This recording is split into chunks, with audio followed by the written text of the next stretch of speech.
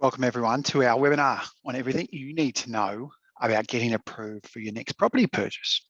There's a lot involved with finance, deposit income, interest rates, fixed variable loans, what to do, where to go. It can be all pretty confusing, but in this webinar, I think we're going to be able to break it down for you and make it really easy to follow so you can understand what your options are.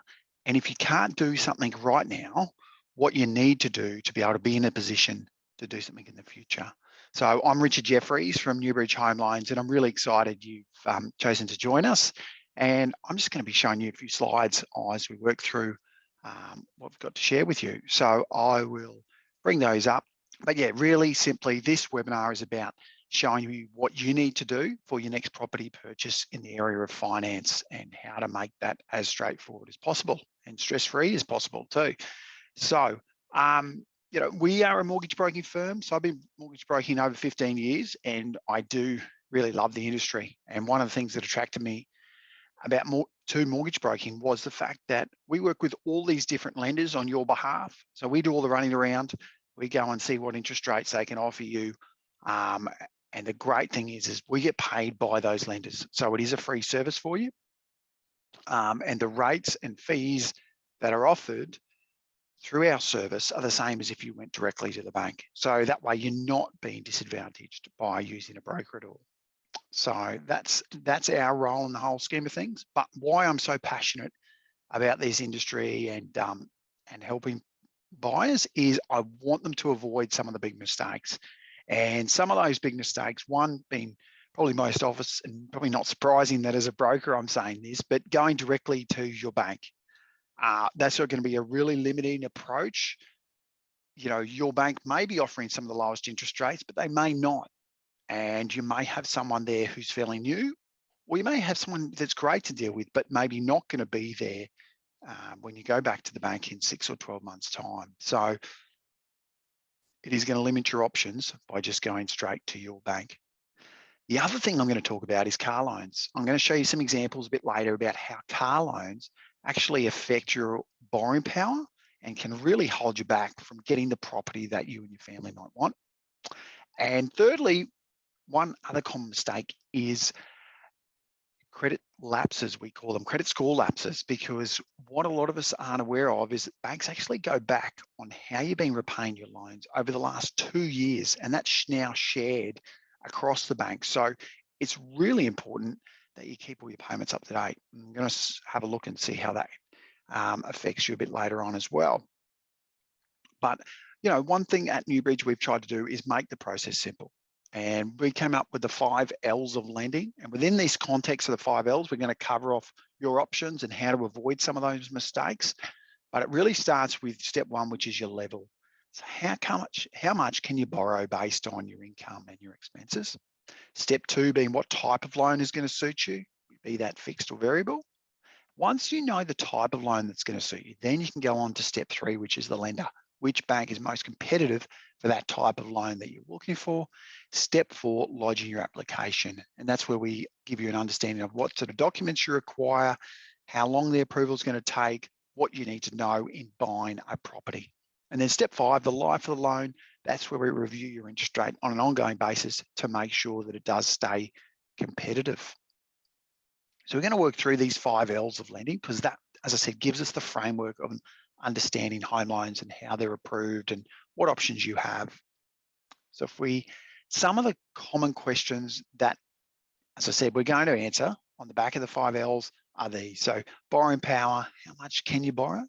How much deposit do you really need? The type of loan and how to compare interest rates, how you actually do that and what happens once your application gets lodged to the bank.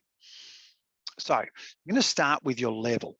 And I want you to realize that within your level, how much you can borrow, it's made up of different parts. So we've called this 1A because it's the first part of your level. And it's the first part of understanding how much you can borrow, and that's your deposit. So how much money are you actually going to put down into the property? And conversely, how much are you relying on the bank to provide?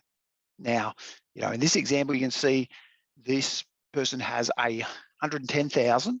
And part of that, they've got to allow to cover purchasing costs, and that's what we refer to as stamp duty and legal fees and all those sorts of things, which we can tell you about how much that'll be depending on what the purchase price is. So once they allow for those costs, then the amount going into the property is their deposit, and how much do they need the bank to turn up with? Because if the bank has got to turn up with more than 80% of the value of the property, usually, I use that word carefully, usually mortgage insurance is going to be involved. Now, mortgage insurance will cover the bank, not the borrower. It's really important, but it can be very expensive, and it works on a scale. So if you look at this down here, if you've got a 15% deposit, you need the bank to provide 85%, you're going to pay a lot less mortgage insurance than someone who's only got 5% deposit and needs the bank to turn up with 95%. Now, in this example, as you can see, this person has 20%, which is great. The minimum you require, the majority of lenders at the moment, is 5% deposit. Now, if you thought about this for this sort of property, that it means you would need a deposit of $25,000. Does that mean you can buy the property? Well, you're still going to need to cover any costs over and above that. So now, and that's where it gets into a little more detail, because you've got to look at how much the stamp duty is going to be and the mortgage insurance. And we can give you an overview of that depending on what your property value is. Once you've understood your deposit, you can then start to work through it and see how much deposit you want to save. So if you're at 5% now, do you want to hold off and save more to get to 10%? Or do you not want to wait that long? Do you want to just pay a higher amount of mortgage insurance? You can see here in the 28,942 amount, and not wait. So you can see the effect of a deposit, the amount of deposit you have, has on how much mortgage insurance you pay, the interest rate you pay, and your repayments per month. These interest rates are approximate, but they're a pretty good guide on where they sit at the moment on a variable rate. Okay, so that just gives you a really good indication of whether it's worth saving, more, or trying to jump in and pay now. You can see the 10% deposit versus 5. There's really not a lot of difference in the upfront costs. One of the main reasons for that is because with a 5% deposit, most banks are reluctant to let you add the mortgage insurance on top of the loan, whereas at 10%, a lot will. So therefore, you've got to come up with a higher amount on the mortgage insurance portion when it's a 5% deposit. So you are really disadvantaged when you're at that minimum amount of 5%. As you start to push past that, there's a few more options that become available and a little more flexible. Then we move on to your borrowing power. So we're within your level. We've talked about deposit. Now we're looking at your borrowing power, which looks at your income and expenses. Now, of course, we've got to meet all these criteria. It's no good having a great deposit, no income, and no good in having a fantastic income and no deposit. So your borrowing power is going to be determined by your wages and any income you've got that's regular and consistent, as well as your expenses. So number of children in the home, your living expenses, and other loans you've got, such as car loans, which we'll touch on later.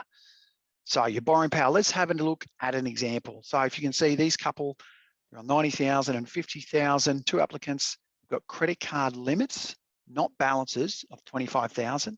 They've got a car loan of $750 per week, and their living expenses are $4,500. They've got 3 children. Their borrowing power, you can see the highest amount sits around that 550 mark and the lowest about 486. So there's quite a difference between lenders as to how much they can borrow. But what if we made some changes? What if we reduce those credit card limits from 25,000 down to 5,000? How much of a difference does that make to their borrowing power? You can see we've added almost $100,000 just by making that change. So it's huge.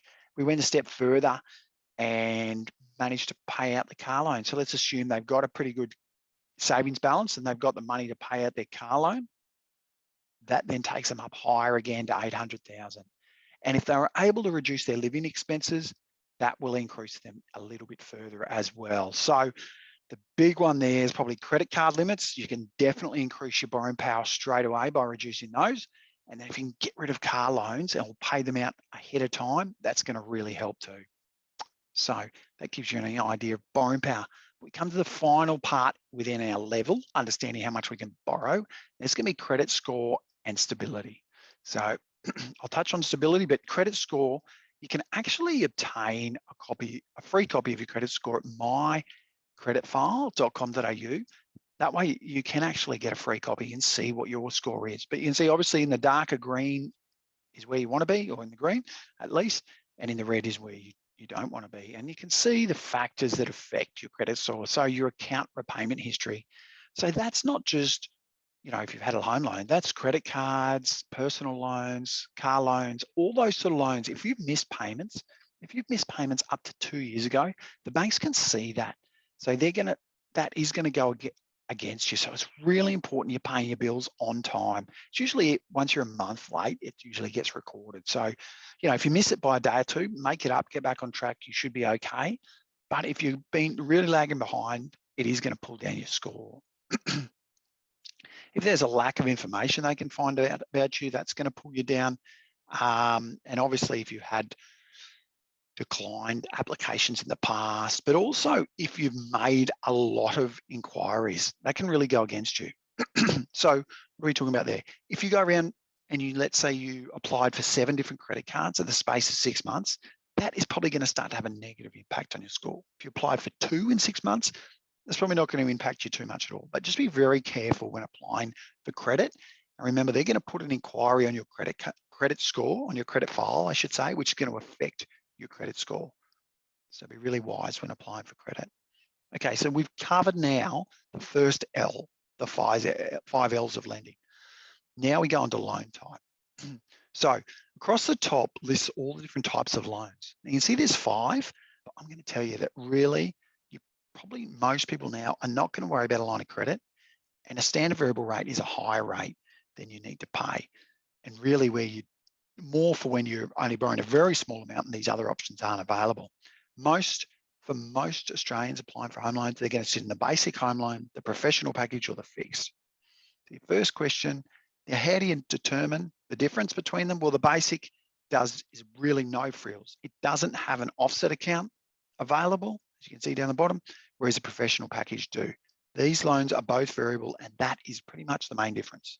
The professional package will come with an annual fee to get that offset account privilege, whereas a fixed, you're locked in for a period of time, usually 1 to 5 years, the maximum amount you can fix for, but your interest rate for whatever period you fix for is locked in. It's not moving for that time, whereas variable, as we can see with the RBA, it can go up and it can go down, which affects your repayments. So what are the questions that you need to be asking? Well, if you want to pay more than the minimum, and you want to get ahead and pay extra into the home loan, a variable rate is great because it'll allow you to do that. And it'll also allow you to usually redraw on any extra payments you do make. But you've got to remember, if you're going variable, you want to think about if interest rates do shoot up, at the moment, variable rates are under 3%, they could go to 6%. If they went to 6%, would you be able to make those repayments? And do you need an offset account? So what is an offset account? Well, if you've got a home loan for 500,000 and you've got 10,000 sitting in your offset account, which is a transaction account that sits next to your offset account, you're only going to pay interest on 490,000. Okay, so the 10,000 in my offset reduces the interest I'm charged on my home loan. If I take that 10,000 out, I go back to paying interest on the full amount. So it can work great, but you will usually have to pay a higher interest rate and possibly an annual fee for the privilege. And do you want to pay out the loan early? Sometimes fixed rates come with penalties if you pay the loan out within that fixed rate period. So it's really important to think about that. Variable rates are a lot more flexible. You can pay the loan out the day after it settles, and the exit fees are a few $100s, pretty minimal. And then once you've established your level, how much you can borrow, once you've established the type of loan you want, then you can go and compare, okay, I want a variable or I want 3 years fixed. Who has the most competitive 3-year fixed or basic variable loan out of, we have over 60 lenders. These are some of the main ones, but who's most competitive for the product that you need? And that's really good because, this gives you a bit of an idea of some of the rates at the moment. They've changed today, and no doubt they'll change again, but at the moment, that's where they're sitting.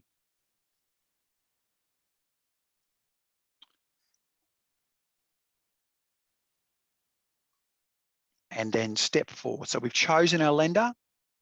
You now move on to step 4, which is lodging your application. And this is where I think we add a huge amount of value because we walk you through this process. So in the blue is everything you do with your bank or broker.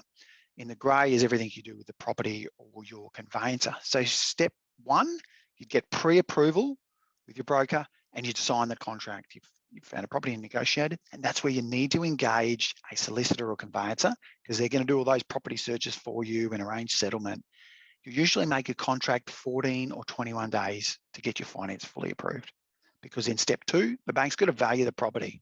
Whilst we're working out your level based on your deposit, income, and credit score, they're also going to value the property. They want to see what the property's worth that you're buying. So if you're buying it for 500,000, they want to make sure it's worth that, because they're lending you the money based on the value of that property. If it's only worth 450 and you pay 500, that's going to reduce the amount you can borrow. They're going to lend you a percentage of 450, not 500, which means usually you'll have to come up with a bigger deposit. Step 3, once your valuation's checked out and they're happy with the pre-approval stage, you're happy with your income and your deposit, they can issue a formal approval. They'll do that through us, your broker. We will then provide a copy of that to you and your solicitor, who will give that to the seller, and then the contract is unconditional. That means it's secured, but you've got to do that within the time frame that you designated it when you sign the contract, so 14 or 21 days. If you don't, you'll need to request an extension, and that will be up to the seller's discretion. They allow you that that extension. Step 4, this becomes a bit of a formality. The bank will send you out mortgage documents through your broker. We'll usually arrange a time to catch up with you to sign those, go through them, and that will be the bank's loan offer to you. By signing it, you're accepting their offer, and that's where once they've got that back, they can start to get ready for step 5, which is settlement. Now, you don't need to be present at settlement. Your solicitor or conveyancer will be there on your behalf, but the bank that you're going with, that you've applied with, needs to be ready. So they need those documents back in a good amount of time. They need to check them, certify them, and then what they will do is they will coordinate with your solicitor to attend settlement, and any more funds you need to pay. So if you're putting in a 20% deposit, you probably would have paid an initial deposit at the signed contract stage in step 1. The remainder of your deposit needs to be either transferred into your solicitor's trust account, so they've got that money for settlement, or you've given an authority here in step 4 for the bank that you're going with to be able to draw that from a transaction account. So if you're putting 100,000 into the property as a deposit, you either need to transfer that 100,000 into your solicitor's trust account, or have it drawn from your account with the bank that you're applying for. Now, step 5, life of the loan. So we are with you for the life of the loan. That means the big thing that our clients love is that, yes, we're in touch with them, but we're reviewing your interest rate constantly. So, it'll be a great rate today that you get with your lender, but it may not be so great in 2 or 3 years' time. And what we find is the bank isn't going to be proactive and isn't going to be the one calling you to say, hey, Mr. and Mrs. Borrower, we've got a better interest rate for you. So now, if you want to know more information, well, great news. If you want to just do some numbers yourself, you can do that on our website, mynewbridge.com.au. Go to resources and calculators. This is what will come up. You got your borrowing power calculator. So this will give you an idea of how much you can borrow. You do want to get that checked before you go and make any offers. You definitely want to get a pre-approval before making an offer on a property, but that's a starting point. If you want to make extra payments, that'll show you, as well as income tax. Loan repayment calculator is a great one. So if you want to start to work out, have a look at, okay, if I need a loan of 400,000, what are the repayments going to be each month or week or fortnight? Mortgage offset calculator, savings plan calculator, split loan. Split loan is simply where you have part of your loan fixed and part of it variable. If you have a $500,000 loan, you say, I want 250,000 fixed, 250,000 variable. So you get some of the features and benefits of both options, and then stamp duty calculator. So we touched on purchasing costs. Really important to have a look and see how much your stamp duty is going to be, because as properties rise, so has stamp duty, and it's determined on how much the property value is. Now, if you'd like us to help you with that pre-approval to get organised for that next property purchase, you can, on our homepage of our website, you can book a Zoom appointment with us just by using that link there under book appointment, or you can click apply now, complete the details, and that way we can get moving straight away in working out what your options are, and we'll be in contact with you in that case after we get your information, and we can go straight into showing you how much you can borrow, what deposit you need, and what options are available to you. But I want to thank you very much for joining me on this webinar. I really enjoyed it. I love talking all things home loans. And if you'd like more information, just jump on that website, mynewbridge.com.au. You'll find our contact details if you want to call us directly, run anything by us, or just book yourself in for a chat to see what your options are. Thank you.